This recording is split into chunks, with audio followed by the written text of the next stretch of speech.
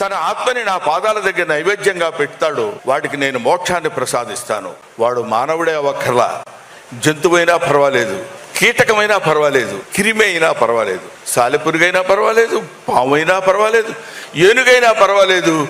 ఆఖరికి ఎటువంటి కన్నపంటే కొండల కానలను తిరిగి కొవ్విన పందుల లేళ్ల దుప్పులను చిన్నక పెద్దక కారుకమ్మగా ఉండుదురు, నీవిచ్చట ఉండనేలా నాకుండొక ఆనతీక ఉడుమూరికి రాగదవయ్య లింగమా అంటాడు.